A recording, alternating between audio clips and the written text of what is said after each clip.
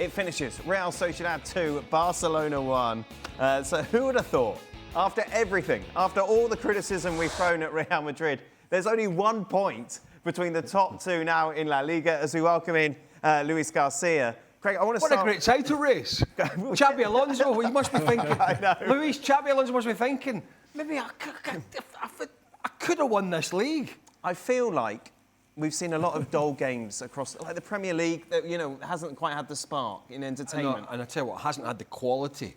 But this game was so much fun, right from the start. I often say this about Spanish football, and Luis knows a lot more about it than me.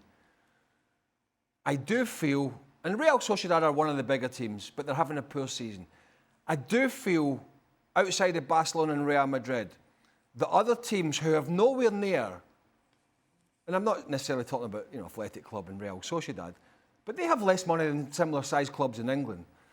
That for all the money the Premier League has, the clubs further down the pyramid, or further down the league, we get more bang for our buck in terms of quality, the technical ability of some of these players. It's not always a great game.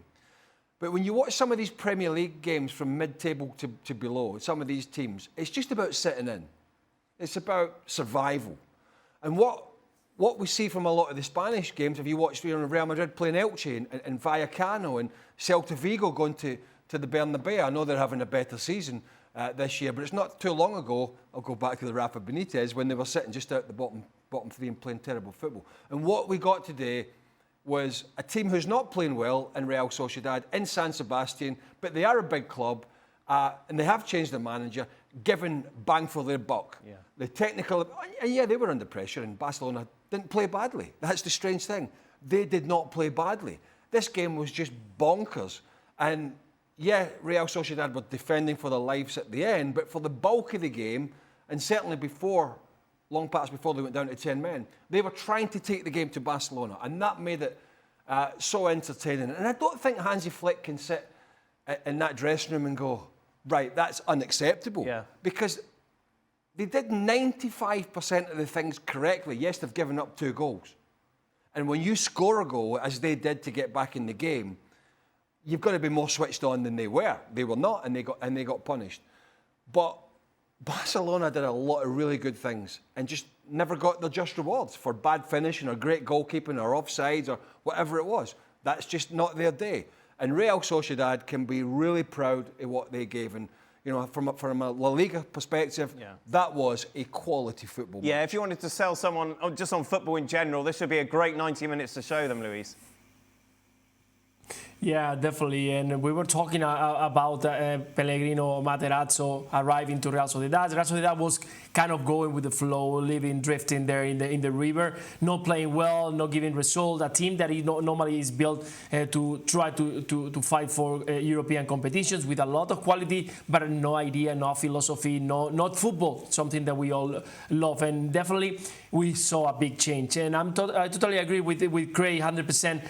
With Barcelona today, they did so many good things. The intensity, the mobility, the dynamism of the player, the changing the players, the creativity that we saw. It was a fantastic game, but in the end, what mattered the most is when you have to be clinical, you have to finish your chances. In Barcelona today, they got in front a keeper that he was on fire today. It was fantastic. He made 4 fantastic saves that he could have big goals. So if you have to play, you go to the dressing room, you cannot go and make any complaint about your players, because definitely if you're going to lose a game, it has to be like this against a team that never lost the face of the game, that he had that personality, that they scored. When they conceded the goal, Real Sociedad, you could see the Barcelona start dominating more the game, but they never went down. They didn't go on a solid block back to try to defend. No, their reaction was straight away to go forward, to bring the ball as closer to the box as possible, and they found that goal from Goalless. So in the end, it was a fantastic game to watch, and 2 teams that they went for it, and in the end, it was Real Sociedad who was a little bit more lucky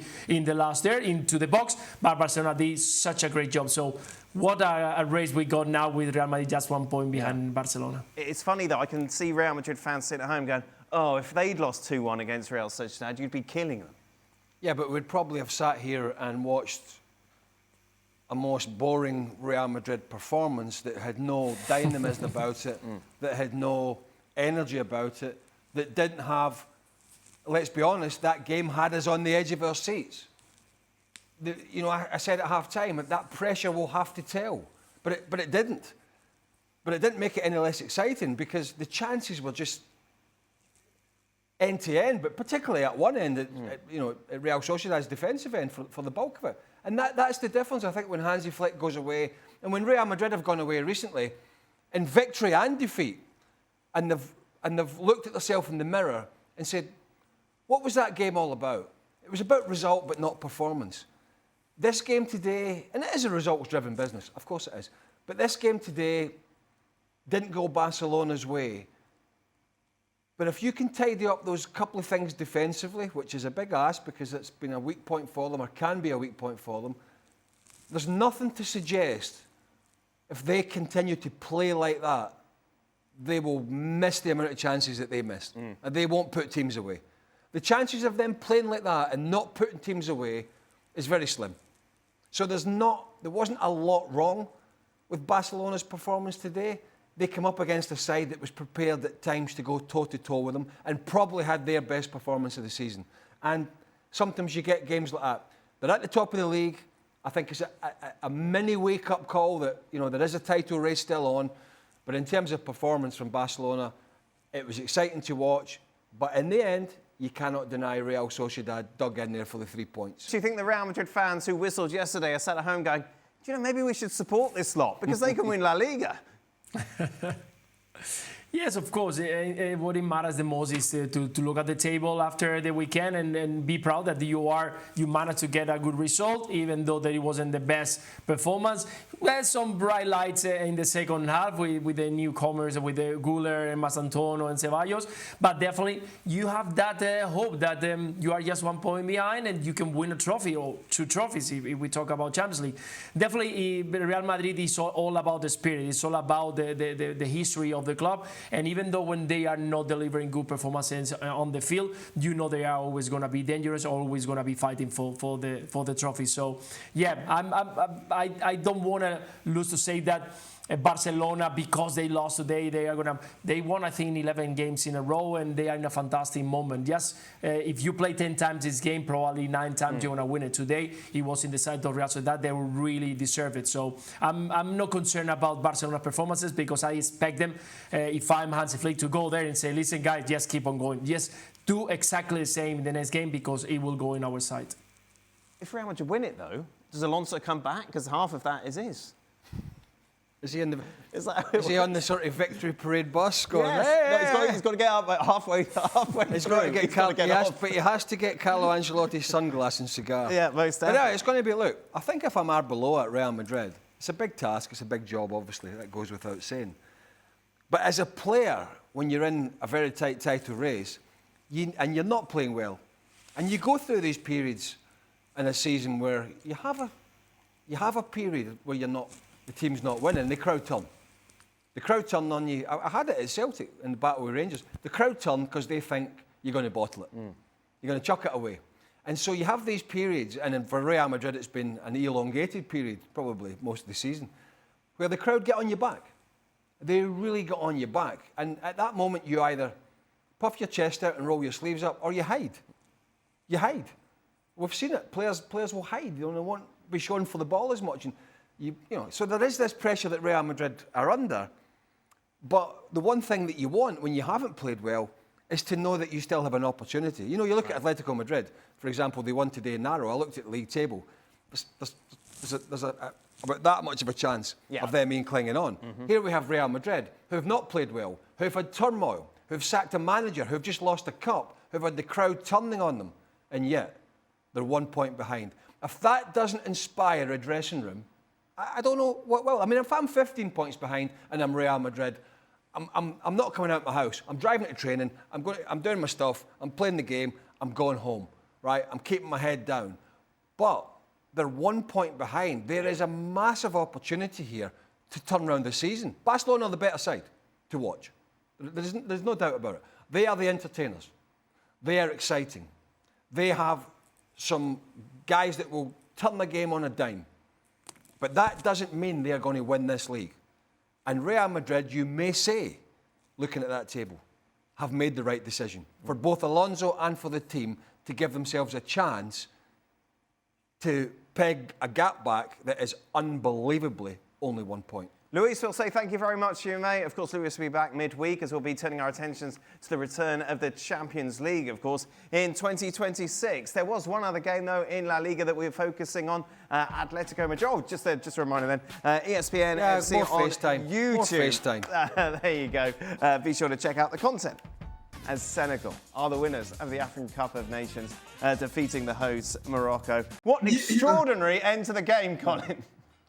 Oh, it was mental, completely mental. Like, I wasn't there, but I had people at the game, and they were sharing videos on WhatsApp, on everywhere. And the Senegalese fans were on one corner going at it with the security and everybody else, and the Senegalese players walking off the pitch, and then by the coach, and then getting called back by Sadio Mane to come back and complete the game. It was absolute chaos in there. But look, we've got to give credit to Sadio Mane, such a big man, getting players back on, because first of all, Senegal had a goal, what I thought was a very good goal scored, and the referee turned it, and there was no reason for that goal to be denied, because it was the Moroccan who was initiating contact, and he goes down, and then, the header goes in, it's scored, the goal gets disallowed for the foul, but it should have stood. And then, within minutes, Morocco got a penalty, which I think was the correct call. It was a penalty. Senegal players walk off, and they were 3 minutes away from forfeiting the game because they had 15 minutes to get back. If they hadn't gone back, they would have forfeited the game. But Mane called them back. They go in there, and Brahim Diaz takes the absolute worst penalty I have ever seen in my life. I've got to call it the karma penalty because, that's when karma comes back to you straight up. And then what happens? Papagay goes in, scores a fantastic goal. Senegal wins, and my word, I'm still trying to catch my breath. And then they got to the training ground and found they were supposed to train at the same ground that was the base camp of the Morocco team. And they said, look, we're not doing this. We want to train in private. We don't want our training to be seen by the opposition. So it was just that all of that was just the result of so much of a build-up leading to the game. It wasn't just the result of that one goal. I just don't know. We were watching. And here's something else, if I may add. Look, there's been this. You talk about the conspiracy. There's been this whole thing about everybody saying that the referees were helping Morocco to get to win this title because they've been hosting stuff, helping CAF all along, to the point where even the Morocco coach had to come out and deny that they were being helped. Well, first of all, they had a penalty that they should have been awarded to Tanzania for almost the same incident where Morocco got a penalty here against Senegal. It wasn't given. Cameroon had a penalty that should have been given for a trip on Brian Mbeumo. It wasn't given. Calvin Bassey for Nigeria was given a yellow card for an incident that was similar to what Senegal have seen here. That wasn't given. So it's just a build-up of all of this just kind of added up, and that's why Senegal acted the way they did. Now, is that allowed, permitted? No. Nobody should do that, but it's just a build-up that this wasn't just a one-off incident. It was like the final straw. Forget conspiracies and all that, but you brought it up. Yeah, I know, because it just seems so. The penalty seems so bad that you think it was just, and Senegal off the field, and is there something going on here? I don't think there was, as Colin said. Let's go into the mind of Brahim Diaz. He knew he was taking a penalty for 12 minutes before they came back on the field. Yep. He then comes on, we watched it. He then comes on, they then come on the field, they are flapping about for another 4 or 5. Yeah, Benjamin Mendy's off his line. The ball gets spotted, he's about to take it, Mendy's back off his line. So he's now got, I'm guessing, somewhere in the region since the penalty was given, between 15 and 20 minutes from it till it was taken. Think about how your mind works. When you have too much time to think, and normally a player has a minute or two to think about a penalty, when you have the best part of 15 minutes minimum, or at least, maybe 20, closer to 20, in one of the biggest games in your career, one of the biggest games for your country, in a huge tournament in AFCON, for that part of the globe, he's been sat there. He's putting it in the left corner high, he's putting it low, he's putting it in the right corner, he's going hard down the middle, he's going low, he's in every scenario. He's gone every which way but loose. And that tells you how the mind sometimes just gets so muddled that he's come out, and I'm pretty sure if he'd have taken that penalty straight away and we didn't have all the flapping around going off the field, he probably wouldn't have done that. But he's overthought it and overthought it and overthought it, and in the end, in his mind, the best reasoning he had to taking the best penalty was to try a Panenka down the middle. Yeah.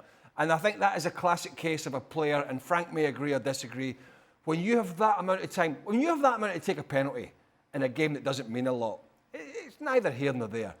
But when it's in a game that has so much on it, your mind is just so muddled about what you're going to do to win this for your country that it just clouds the proper judgment. So I don't blame him for that in a sense, even though it was a dreadful penalty. I can only imagine him just sat in the dressing room mulling over what he was going to do, how he was going to win it for his country. And in the end, he's been the one that, if you've been critical, that lost it for Morocco. Frank, you obviously remain penalty taker back in your career. That's why I wanted you on, just to get your views on this. Well, I feel for Brahim Diaz, because for the rest of his life, that will represent something big and kind of a nightmare. And everybody will remind him that. Do you remember when you missed that penalty and on top of it you try to do a Panenka? Remember that Panenka, that was named a Panenka after a player who did it in '76 in a final of the European Championship. But of course, as Craig mentioned, he didn't have to wait like 12, 15 minutes, I don't know, to shoot it. And when you are under so much pressure, the longer it takes to take the penalty, the simpler you have to do it. So shoot on the floor, strongly, on the right side or left side. And if you miss it, nobody will hammer you because you missed it, because it can happen. And you can have regret, but small regret, because you did what you had to do. But there, it's horrible, because he tried to brag, he tried to do too much, and he looks like a fool. And that's horrible. The feeling is horrible, because he would have scored. That would have been a hero. That would have been fantastic. Oh, the guts that he had, to try the Panenka. Yeah, it's good when you put it in the net, but otherwise, it's terrible. And that was terrible to watch. In that position, I'm taking a run up that you've never seen before. You're just hitting it as hard as you can. And I'm running up, and listen, I may go down the middle, and I've done it with penalties. We've all missed penalties, as you know, but I may go down the middle, but I'm going down the middle with pace. Right. The one thing that beats a keeper, even sometimes when you hit a bad penalty, is pace. When it's got no pace on it, a keeper has an opportunity, Frank. Yeah, you know that psychologically there was a shrink who studied it and said, that we should all shoot in the middle, because 75 or 85% of the time the goalkeeper will pick a side. So choosing the middle is a very good option, but does it that matter? As Craig said, shoot strong in the middle, a little bit above the legs of the goalkeeper. He should go in, because the goalkeeper will have to choose. Unfortunately, Benjamin Mendy was very clever and didn't move. Now, again, that's an horrible feeling, and that's what happened, and that's going to be for the rest of his life. That's the worst. Finishes Aston Villa 0, Everton 1. Frank Leboeuf with us. Frank, this is why Villa aren't title contenders, isn't it? These sort of results. Yeah, it's becoming very difficult, and you have to see how many players they have injured in the middle of the park to understand that it's getting very hard for Aston Villa, because they don't really have a depth on the bench. But without Kamara, without McGinn now injured, Onana as well, and you can add also Barkley as well. So it's becoming very hard. Where the strengths of the team were in the middle of the park, and I remember the game that they played against Arsenal at home when they won the last minutes of the game. They were so strong in the middle of the park, like players like Declan Rice were struggling as well. So, yeah, I think it's going to be hard for them to catch and to surprise, like Leicester did like a decade ago. And it's all open to Arsenal, because even when Arsenal have a so-so result with a draw away from home, the others they lose. So it's already given. I think he had some sort of rant at the end of the game, Unai Emery, about, I didn't hear, about PSR, profit and sustainability. Right, we're at that stage, aren't we? Yeah, well, I think going back to Frank's point about the squad, I think he's finally getting sort of annoyed about it. That it's not that Villa don't want to spend. I think there is a sort of balance sheet issue with what they can and can't spend and who they need to sell. Whereas a lot of these other clubs are just going out and spending. And I don't know how, I don't know how it all works, to be honest. But it seems some clubs are able to just go out and shell out a bunch of money on players, and others like Villa, who are doing great, cannot. I think they've got like the 7th or 8th biggest wage bill in the division, so that they're definitely punching above their weight. But it's moments like this, when they didn't play, the squad is a little bit thin, and they had no strikers to bring in, and no front players to make a change when they were behind. It was just youngsters, midfielders and defenders. But that would be making an excuse for them. They played against an Everton side that are nothing more than hard-working, and they didn't play well. And they made mistakes at the back for the goal. You know, between Pau Torres and Emi Martinez, and they've been two of their best players, they made a right pig's ear of it. And it just seems that City and Villa and others are all going to fall over themselves, and Arsenal are going to be what they are, which is the best team in England. Yep. And they may not have to, as we talked about yesterday, they may not have to be great this year to win the league. I mean, things may change in the second half of the season as we go along. But I think it looks unlikely with what we're seeing from City. And we've seen this a lot from, not a lot, we've seen it a few times from Villa. Even in their great run of results, which they have been, there's been games where they haven't looked the best and they've been behind and they've dug it out.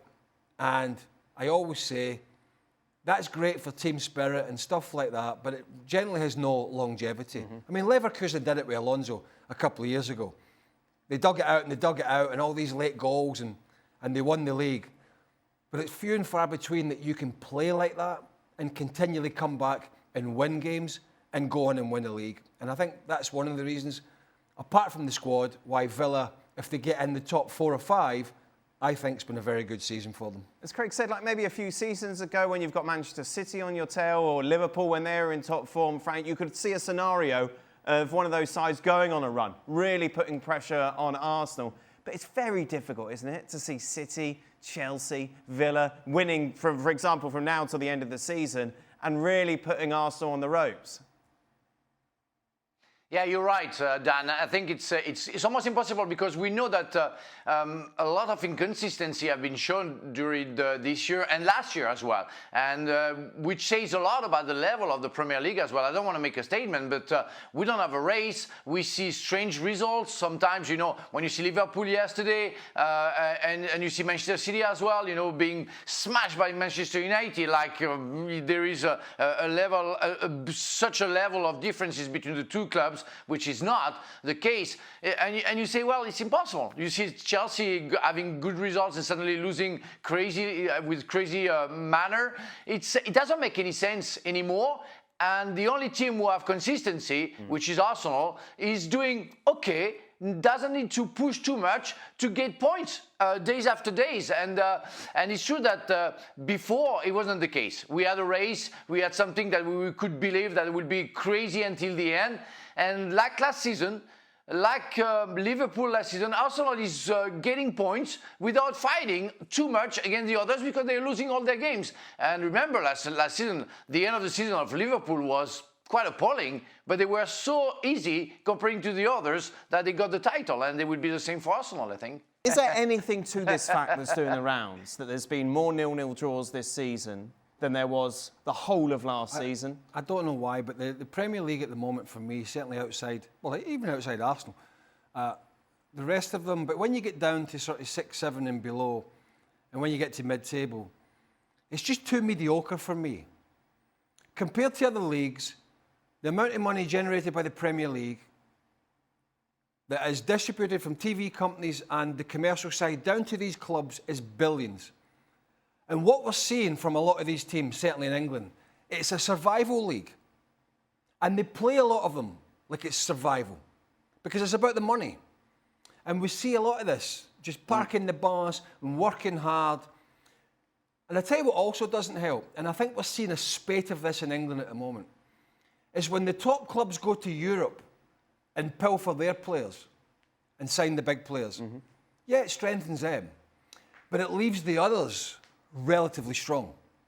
But what we've seen, and maybe statistically this has always been the case, but I think it's very cyclical, is we've seen Palace sell Anderson to Fulham, Guehi to Liverpool, Eze to Arsenal, Elise has gone to Bayern, Kerkez went from Bournemouth to Liverpool, Huijsen went to Real Madrid. But a lot of these Premier League teams down the bottom, they're strengthening the other teams at the top.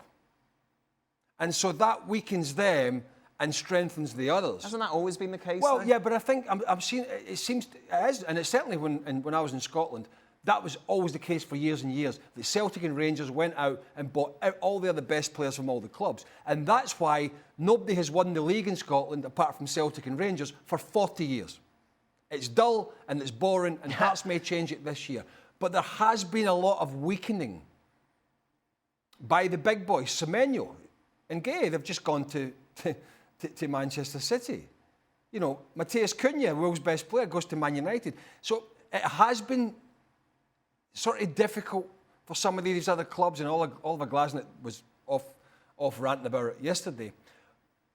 That being said, there is still, it is my opinion, that there is too much emphasis from Premier League teams on survival only. Right.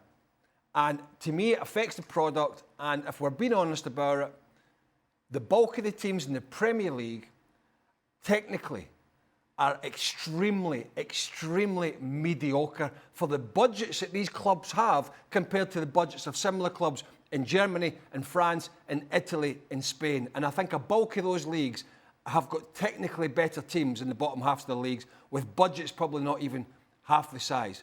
And the Premier League has become, I think, very predictable outside some of the big guys and very boring at times to watch. There's a lot of teams in the Premier League I have no interest in watching. Right. I don't want to watch them because I know what their priority is, to stay in the division. That's it. They've got no ambition, not even a cup run. Some of them. I mean, Palace done it last year, but most of them, we're 12th in the league. Oh, can't FA Cup quarter final. I'll play the second team. It's just nonsense. The survival in the Premier League for me is making it a very dull league to watch outside of a few games. Frank, do you have a theory on the spate of goalless draws? Yeah, no, that I don't remember it. I don't know if there is any explanations about the fact that there are so many draws and everything. But I want to go on to what Craig just mentioned. He's Scottish, I'm French, and I've seen so many French players coming to the Premier League and weakening the League One, and those players, they came to England, and they are, most of them, well, some of them on the bench, some of them not as good as they were in France, and for me,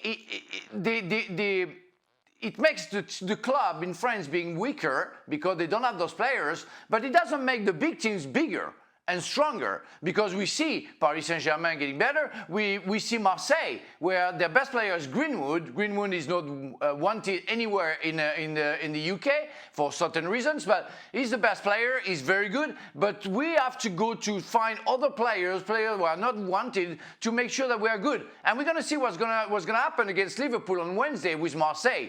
We have maybe, in terms of money, 3, 4, maybe 5 times less money than Liverpool. But we don't see that difference. So they are taking other players. They have 2 squads or 2 teams, but they're not showing their superiority. That's very weird, especially for the last 2 seasons. It's been a tactic Bayern Munich have used for many a year as well. It didn't matter if it was a Dortmund player or a Dortmund whoever the best players were in Germany, Bayern Munich went out and generally they bought them and they bossed the league, and it's a difficult scenario. One team I'm going to give a lot of credit to is, and you know we talked about them yesterday, and they have not played for survival, is Brentford. And Brentford lost their keeper Flecken and replaced him with a good keeper. They lost Norgard to Arsenal, who was the best midfielder. They lost Ivan Toney a little bit to Saudi Arabia, that's a different scenario, but they lost Mbemba to Man United and Vissa to Newcastle. And they have a new manager in Keith Andrews, who's wet behind the ears. Yeah, he's been in coaching for a bit, but this is a big job for him. And he could have been excused for going in and saying, you know what, How the hell are we going to cope with losing all these players? We're just going to play defence here and hope to get a few points. But they haven't. And up until yesterday, before they defeated Chelsea, which they should have won that game. And, you know, we talked about it yesterday. They played much better football than Chelsea at Stamford Bridge. They were 5th in the league because they had something about them. They had ambition. They have ambition to not just be 16th in the Premier League. They've got ambition to go and play some football. And yeah, a lot of that is down to the coaches as well. But think about the players they've lost. Think about the size of that club. Think about the budgets and all that go with it. Even with that TV money. They've still gone out and gone toe-to-toe and outplayed some teams with millions and millions more and much bigger stars. So it can be done. But there's a mindset with a lot of managers in England. It's stale. It's very stale. It's, if we survive, then we keep the money and I save my job. That's not very forward thinking for a progressive league that's going to be exciting to watch over a longer period. Let's just remind you how the league stands after all of those games that we saw this weekend. Just the two, of course, on Sunday. Arsenal, 7 points clear at the top of the table. They are 14 clear of the defending champions, Liverpool, who are in their own race, really, now to finish in the top 4. It's really tight. You go from Liverpool down to Everton, look, who sit 10th. Just 4 points separate those sides. Meanwhile, Real Sociedad with a 2-1 victory over Barcelona. We, of course, talked about this at the top of the show. Let's hear from Frenkie de Jong. But first, Real Sociedad's manager, Matarazzo. Bruno, you started the night walking into the stadium with a guard of honour from the drummers, from the tamborada, an extraordinary atmosphere, and then it ends with a victory over Barcelona. It's been quite a good night. Yeah, very, very special night. Very special night. I think this moment in time where we're in a good moment. Play against Barcelona is also in a very good form. We have one of the most important days of the year for San Sebastian coming up with a tamborada on Tuesday. There's a little magic in the atmosphere. We felt it. We connected very well to each other and also to the fans. The stadium was incredible today, and we pulled through. What a night! What a result! I'm really proud of the boys. Frenkie, I don't know how we explain that. Sometimes in football you have these games. I think once a season it might happen that I think we deserve to win today, but the ball didn't want to go in. 2 goals ruled out, penalty ruled out. The goalkeeper had an amazing game. We shot 2 times on the crossbar, 1 time on the post or 2, I don't know. So sometimes you have these days. It's a pity, but I think we played a good game. Frenkie, when they score the second, what goes through your mind? Because presumably when you equalise, you kind of think, OK, we've got it. And then to lose it again so quickly? No, it was... we didn't expect it. Of course, we just made 1-1. We put a lot of effort in it. We created a lot of chances. And then to concede the 2 indirectly, of course, it's a blow. But I think we kept going. We were a bit sloppy after it, maybe because of the rush you feel to score the goals. But we still created chances and just unlucky not to score more goals. Frenkie, is it difficult to kind of keep your head in an environment like that when you know you're playing well, when it's just not quite happening, when you get that goal, when they score again? There must be a part of you that's, you know, to hell with it, basically. No, you feel at moments you feel like it's going against you because all the decisions are against you. It goes against the post, against the crossbar, and of course. But I think we kept going. I think that was good. Our mentality was good. It was just, it's just not our day. It's not your day, but it was a first defeat in 10 league games. You'd won 9 in a row, you'd won 11 in a row in all competitions. So is the message now kind of forget the result and remember the performance and carry on? Yeah, of course. I think we played a good game. We deserve to win, what I said. So if to keep going this way, we have to adjust a couple of things because we have to get better at some things. But I think we are on the right track. What things do you have to adjust? We will speak about it with the team. Thank you, Frenkie. So that leaves Barcelona just 1 point clear. At the top of La Liga table, the race is very much on between the 2 big boys in Spain. That is it. That brings us to the end of today's show. Welcome into the latest edition of Extra Time. Thank you as always for your questions. Frank Leboeuf is with us, as is Craig Burley. I enjoyed today's show.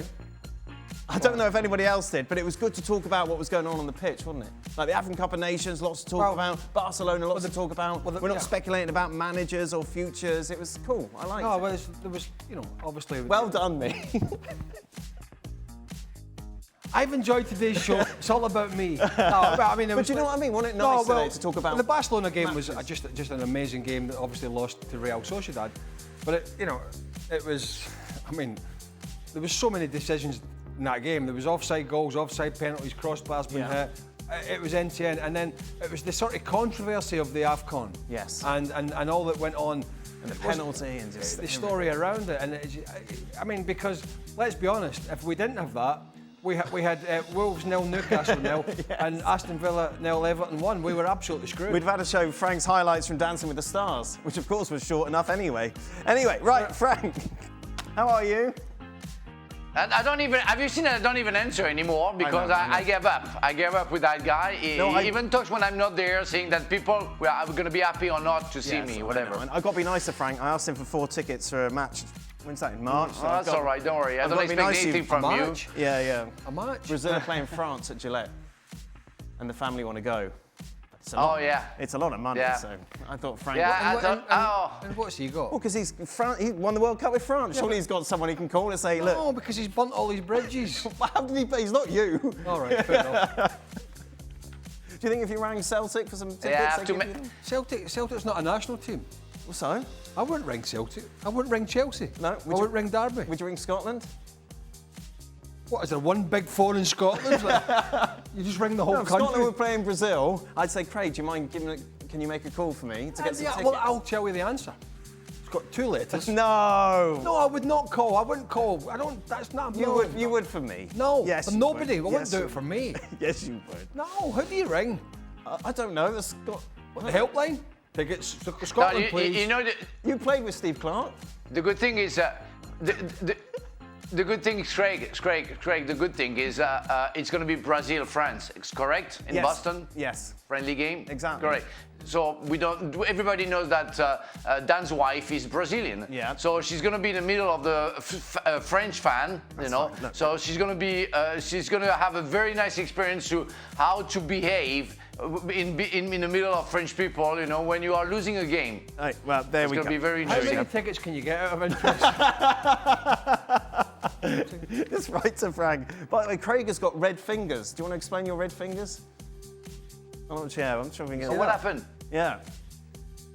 Yeah. Where my camera? There you go, yeah. Why do you have red fingers, Craig? Well, I didn't have the red fingers at the start of the show. Right. I didn't have them before the Barcelona match, but after half-time of the Barcelona match... Yeah. You had a bag of Cheetos Hot Spice, yeah? And a bag of flaming hot Cheetos. Yeah, and lovely. Look at those. No. Oh, don't do Can you imagine your stomach right now? Flaming Can you hot imagine your Cheetos, stomach? they were- That must be horrible. Oh, Right, wash there my we go. hands, everything. I can't get So it off. we've mentioned red hot Cheetos and tickets for the Gillette game. Anything else we want to endorse? Is there any other companies that we're not allowed to Right, promo okay. that can promo? Right, that's a lot of nonsense, people are getting angry. Craig, how many matches would Carrick need to win before he's awarded a full term as Manchester United coach? Now we're back on this. Back on this. Dear heavens, it's one game. I mean, for God's sake. I mean, I don't know. I mean, they've had this issue before. They had Solskjaer in there and things were all pretty hunky-dory for a bit and they rushed off and went, this isn't too bad, gave him this big contract and then sacked him because it all went wrong. You know, so I don't know. I suppose if it's an incredible run they go on and Yeah. they might be forced into giving it, and I think as Mark Ogden and a few others have said, it's going to be a cheap option for them and an available option. So it could happen. I don't know what the answer is to where that line is until... If they're beaten by Arsenal next week, is that the end of that conversation? Is it that simple? No. No. No, because No. if they get beaten by Arsenal next week, they'll be expected to get beat. But if they finish in, say, 3rd position in the league or whatever, they don't lose many games and things are looking better and playing better like they were yesterday, then I think there's a chance. But I think it would be foolish of Man United not to do their due diligence about exactly all the people out there that they may get that are potentially better than Michael Carrick. But this club, who the hell knows what they're going to do. Frank, do you have a thought on this, you beautiful man? Yes, thank you very much. Beautiful, maybe too much, but that's all right. I think if Manchester United plays the way they played against Manchester City yesterday and win the next 10 games and smash everybody, I think after 10 games, you know, the board's going to say, okay, we have the man, we have to sign him because he changed a horrible team to the Manchester United we used to have. So, yes, after maybe 7, 8, and 10 games, they're going to sign him if he keeps on winning and playing the way they have played yesterday. Craig, Real Sociedad are unbeaten since Matarazzo took over. Is there a chance he can get them into Europe? They're currently 8 points behind. Well, yes. Yeah. Keep playing like that. Simple answer. Yep. Yes. Craig, thoughts on Unai Emery's comments after the loss to Everton that they are not top 5 contenders? No, I think that's wrong. I think he's cut a frustrated figure today. He's got injuries and suspensions, and they were a bit wafer thin in terms of the squad. But their first 11 was really good. He just did not play well today. And I think there was a chance, don't forget, after City losing and Arsenal, they're not in the conversation, but with City losing, they could have went second today. Yeah. Which I don't think was going to put them in a title race, if I'm being honest with you. But it certainly would have been a much better look than losing to Everton at home. And I think he's getting, I think his comments, and I may be wrong, from the little snippets I've seen, are more at the club's ability to spend rather than the club's willingness to spend. I don't think it's a pop at the club. I think it's a pop at the system with all the profit and sustainability and the ability of other clubs to go out and spend a fortune, and Villa's seemingly lack of ability to go and do that. I don't think that Villa wouldn't back him. I don't think that's the issue at all. I think it's the issue is, and we saw it from sort of Newcastle and one or two others in the summer, they didn't want to sell Elliot Anderson to Nottingham Forest, and we know he's now probably going to be he's probably going to be a starter for England in the midfield. That's how good he's been. They didn't want to sell him, but I think, again, they were forced, because he was homegrown talent, to take that pure profit because of these rules. So it seems to be affecting other clubs more than, how should I say it, some of the big boys. Frank, would Lens winning Ligue 1 be equivalent to Leicester winning the Premier League? No. Okay. No, because Lens won already in '98, and with the player that they have a very good team, and they're not the best teams like Paris Saint-Germain, Marseille, Lyon, or Monaco, but they're just behind. And we know with the spirit that they have, you know, the northern spirit that they have, it's like a little bit Newcastle, let's say. Yeah, it's a bit like Newcastle comparing in the Premier League. So it would be a surprise. Right. And it would be a very nice surprise for the Lens fan, but not as big as what Leicester has achieved some times ago. No. Lens is a very, very good team and expecting to do well this season. Paris Saint-Germain went out of the cup to Paris last week, didn't they?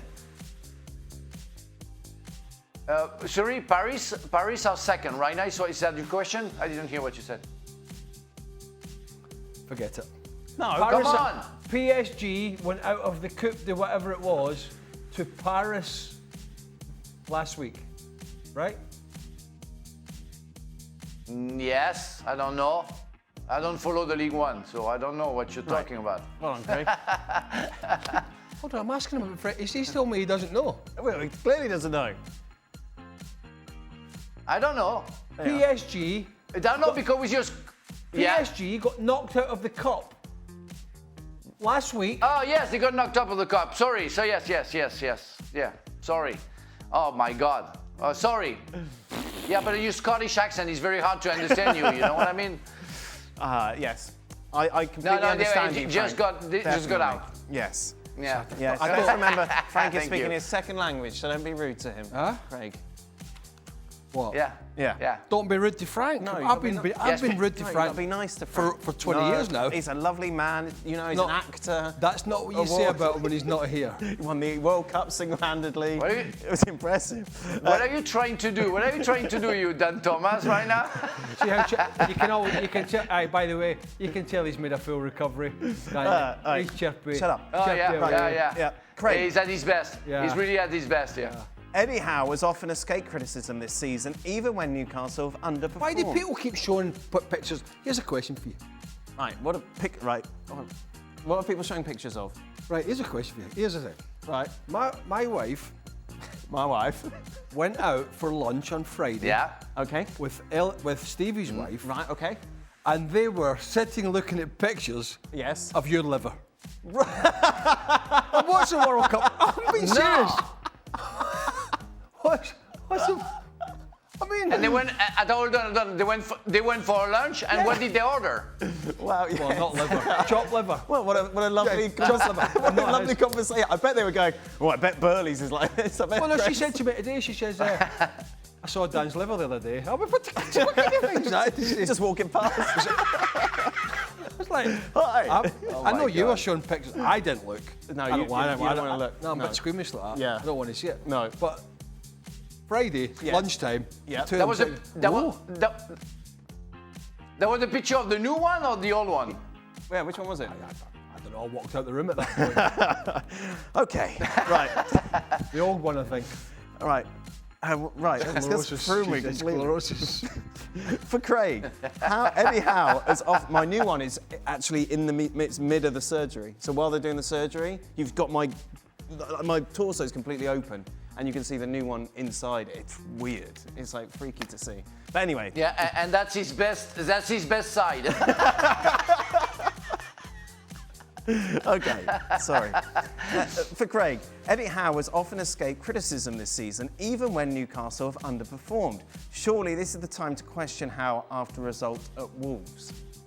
Well, I think there's going to be a lot of questions for Eddie Howe. Yeah. I don't think there's any doubt, but I don't think there's any coincidence, and it's not an excuse, that the last time they were in the Champions League, they struggled. And then they were out of the Champions League and they were better, as they were the season before. They're back in it this year. They haven't played a Champions League game for a month. How does that affect you against Wolves today? I'm giving you a correlation.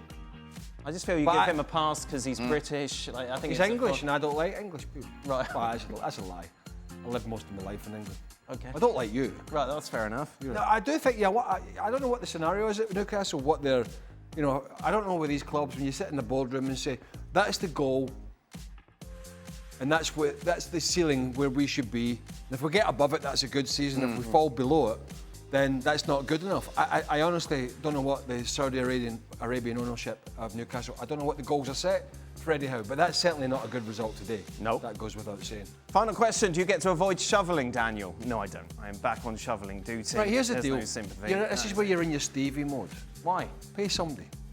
Oh, yeah, but I haven't got much land. I'm not like you. I don't live in a sprawling acreage all around with a big long drive and through the gates. Well, my guy came yesterday, ploughed it, Yes. and then the snow kept coming down. Right. So he had to come back and What's the plough point it. of this story? I don't want it to be double bubble. Right, well, it's going to be a double. You would be fine. You just told me to pay for it. Now you're complaining. Yeah, but I don't about want to pay paying for it twice. Well, you're going to Wait have till the to. snow's finished. That's a sensible thing to do, Yes. and then plough it. Yeah, but I've only What do I know about got a little bit, haven't I, to do? That's fine. It doesn't take long. That's it. Frank, what's your week like? What have you got ahead? Are you acting around? Yes, I was on stage in front of my mother and my brothers yesterday. And brilliant. next Friday, Saturday and Sunday, yeah, again, I'm going to be on stage. We have a big tour, and it's very nice because it works very well, and we have fun. It's great. Fantastic. I bet you were brilliant. I bet you were the star of the show, Frank. Thank you so much. Well done. Are you so Top notch, as always. Yeah, obviously 5 stars. Is your mother more proud of your acting career or your football career? Neither. Let's say that she's more surprised to see me on stage, but she enjoys. Yesterday, she was very proud of me. She told me, so I just accepted the message. Very nice, Frank. Thoroughly deserved. ESPN FC returns to your screens. Day off tomorrow, lad. Yeah, I've got day off as well. Tomorrow I'll be shoveling, considering the snow that's going to fall tonight, apparently. A lot of reflection, I'm sure, on what we've seen at the weekend. Plus, Champions League is back on Tuesday.